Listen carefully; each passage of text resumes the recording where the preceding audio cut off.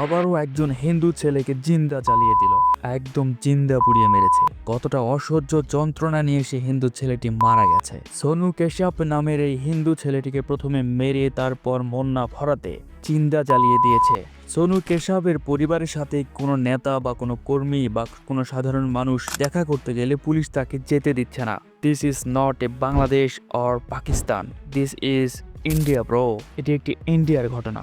গোবর ভক্তরা কই সবাই যারা বাংলাদেশে ঘটে যাওয়া ঘটনা নিয়ে প্রতিবাদ করলেও কিন্তু নিজ দেশেই ঘটে যাওয়া ঘটনা নিয়ে একটি মুখ খোলারও সাহস করে না। ওহে অন্ধ ভক্ত, এখন তো কিছু বলো।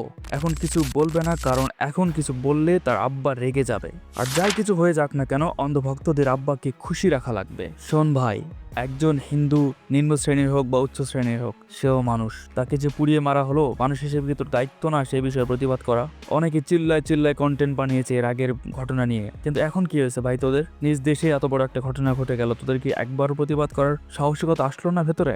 তোমরা শুধু নামেই প্রতিবাদী হতে পারো, কিন্তু কাজে না। তোমরা প্রথমে কোনো ঘটনাকে একটি জাতি বর্ণে ভাগ করে নাও, এরপর দেখো সে আসলে উচ্চ জাতের কিনা বা তার পিছে কোনো ভালো ব্যাকগ্রাউন্ড আছে কিনা, তারপর সেটাকে নিয়ে তোমরা চিল্লাচিল্লি শুরু করো, কন্টেন্ট বানানো শুরু করো, প্রতিবাদ করা শুরু করো। কিন্তু সে লোকটাই যখন কোনো দলিত শ্রেণীর হয় বা নিম্ন শ্রেণীর হয়, তখন তাকে নিয়ে কথা বলার কোনো প্রশ্নই আসে না তোমাদের মনে। কারণ সে গরিব, সে ছোট হিন্দু, সে নিম্ন শ্রেণীর হিন্দু, তাকে নিয়ে তো প্রতিবাদ করা মানায় না, তাই না? অথচ মানুষ হিসেবে একজন মানুষের পাশে দাঁড়ানো সবার দায়িত্ব। এই বিষয়টা নিয়ে মিডিয়া সেভাবে কভার না করলেও আসলে সত্য কখনো চাপা থাকে না। একজন মানুষকে জিন্দা জ্বালিয়ে দেওয়া মুখের কথা না। তাই নেতার কথা লাফালাফি না করে প্রথমে সেইটা ভালো কিংবা মন্দ সেইটা বিবেচনা করে তারপর সেই নেতার কথায় কোথাও ঝাঁপ দেওয়া উচিত। তার আগে তুমি ভেবে নাও ভাই, তুমি বড় শ্রেণীর কিনা, তুমি উচ্চ শ্রেণীর কিনা।